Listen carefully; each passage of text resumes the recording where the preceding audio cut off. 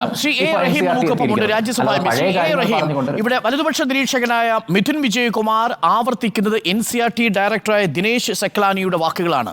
അതായത് ഇത്തരത്തിൽ ഒരു വിദ്യാർത്ഥിയെ അക്രമാസക്തനാക്കി മാറ്റുന്ന, സഹിഷ്ണുതയില്ലാത്തയാളാക്കി മാറ്റുന്ന ഒരു ചരിത്രം എന്തിനാണ് വിദ്യാർത്ഥി പഠിക്കേണ്ടത്? അദ്ദേഹം കോട്ട് ചെയ്യുന്നത് ശശി തരൂർ പറഞ്ഞതുപോലെ ക്ഷേത്രങ്ങൾ തകർക്കപ്പെട്ടത് ചരിത്രങ്ങളിൽ എഴുതുന്നത് രാഷ്ട്ര നിർമ്മാണത്തിന് തടസ്സമായി തീരും എന്നുള്ള ആശയത്തെ മുൻനിർത്തിയാണ് മിഥുനടക്കമുള്ളവർ ഇതിനെ ന്യായീകരിക്കാൻ ശ്രമിക്കുന്നത്. ബാബറി മസ്ജിദിന് പകരം 3 താഴികക്കുടങ്ങളുള്ള നിർമ്മിതി എന്നുള്ള മാറ്റലിന്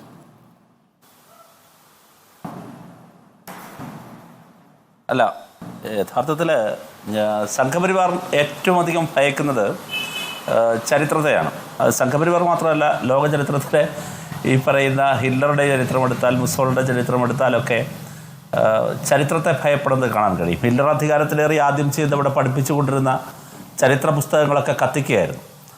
അന്ന് ജർമ്മൻ കവിയായ ഹൈനെ പറയുന്നുണ്ട്, ഇന്ന് അക്ഷരങ്ങൾക്ക് ചിതയൊരുക്കുന്ന ഇയാൾ നാളെ മനുഷ്യർക്കും ചിതയൊരുക്കും എന്ന് പറയുന്നുണ്ടായിരുന്നു.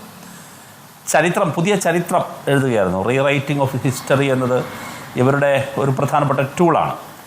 ഇത് ഒറ്റപ്പെട്ട സംഭവമല്ല, ഇത് നിരന്തരമായി അവർ ചെയ്തുകൊണ്ടിരിക്കുന്ന ഒരു കാര്യമാണ്. അതിന് പറയുന്ന യുക്തിയാണ് ഭയങ്കര സാധാരണ പറഞ്ഞാൽ പോലെ ഞങ്ങൾ ചരിത്രത്തെ മാറ്റി എഴുതും എന്ന് ധീരമായി പറയുന്നതിന് പകരം ഇങ്ങനെ വലത് നിരീക്ഷകൻ വന്ന് ഉരുണ്ട് കളിക്കേണ്ട കാര്യമില്ലല്ലോ.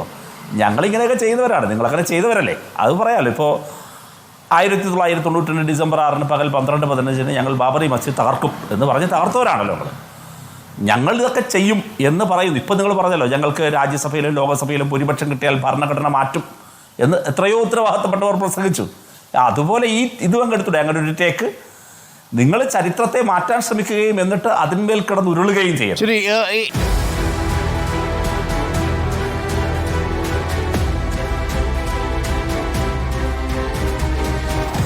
Debate with Arun Kumar.